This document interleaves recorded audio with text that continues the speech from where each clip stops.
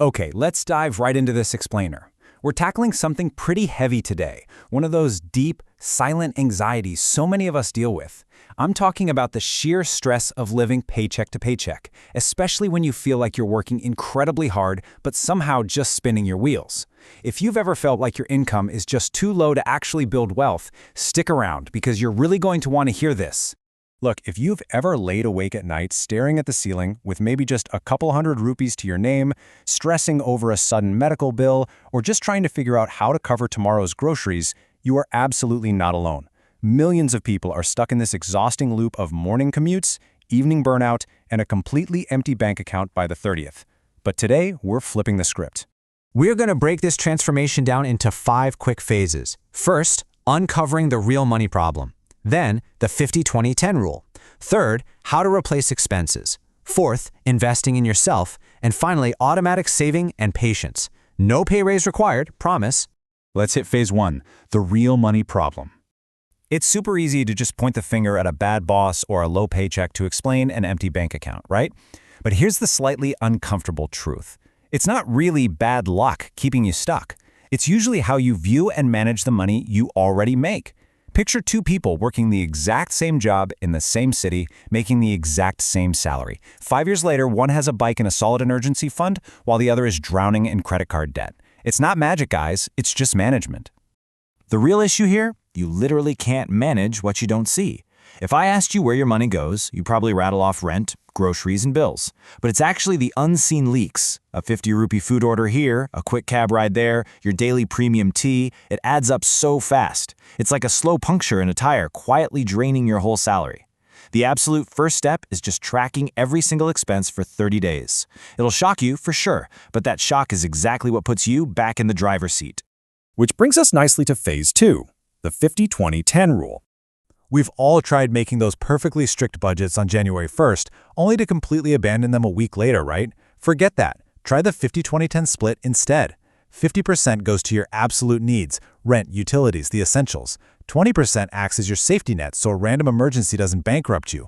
Another 20% is your growth machine, going straight into investments like SIPs. And that last 10%? Earmark that specifically for upgrading your own skills. It covers your today while literally building your tomorrow. Now here's where the mental block kicks in. When you see that 50-20-10 breakdown, poor thinking immediately says, wait, I have so little money to begin with, how can I possibly slice it up like this? But smart thinking asks, okay, I have less, so how do I optimize what I've got to make it grow? The only difference between staying stuck and building wealth on the same exact salary is that mindset pivot right there. Moving on to phase 3, how to replace expenses. Let's talk behavioral psychology for a second. Look, if you brutally cut out every single thing that brings you joy, your budget is going to feel like a prison sentence, and you'll end up rage ordering a giant pizza by Friday. So don't remove, replace.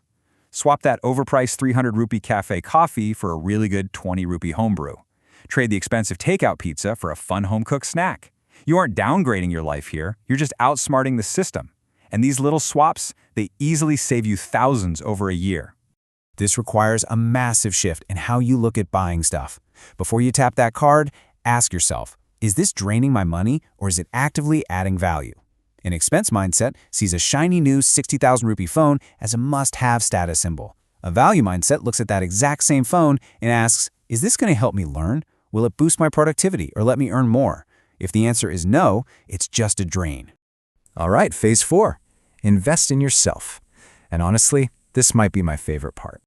It is actually wild how our brains work. We will easily drop 10 grand to upgrade a phone, no questions asked, right? But the second we need to spend, say, 500 rupees on a course to upgrade our own minds, we suddenly hesitate. But think about it. A new phone won't change your life trajectory. A new skill, like video editing or data analyst, that permanently boosts your earning power. You are literally your own greatest asset.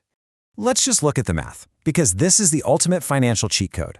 If you spend 500 rupees learning a skill that lands you a 2,000 rupee salary bump, guys, that is a staggering 400% return on your investment. I mean, good luck finding a bank deposit or a mutual fund that's ever going to guarantee you that kind of matching return.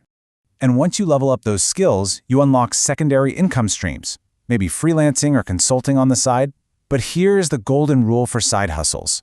Use your main job to pay your living expenses and funnel 100% of your side hustle money straight into investments. Do not inflate your lifestyle, just pure, accelerated wealth building. Finally, we reach phase 5, automatic saving and patience, because knowledge is great, but execution pays the bills.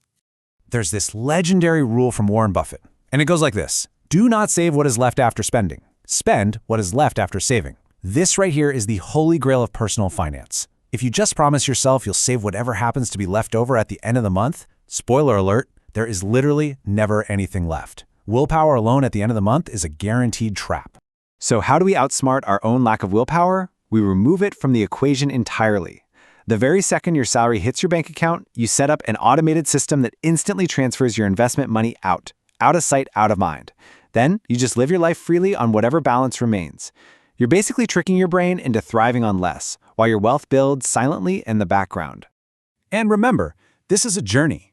Wealth building isn't some overnight explosion. It's a quiet, compounding burn. Year 1 is just about tracking expenses and setting up those automated SIPs.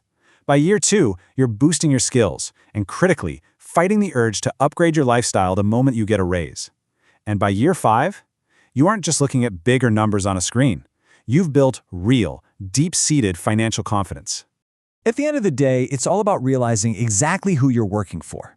Every time you brew coffee at home, every automated transfer you make, every new skill you learn, you are handing a massive gift to the person you'll be 5 years from now. You're trading just a tiny bit of temporary, fleeting comfort today for permanent peace of mind tomorrow. So, as we wrap up this explainer, I really want to leave you with one final thought. Managing money on a tight salary, it isn't a permanent life sentence. It's just a temporary training ground. Are you ready to stop letting your money manage you and finally start funding your future freedom? Think about it tonight. Is your very next purchase feeding your comfort right now, or is it actually building the future version of you?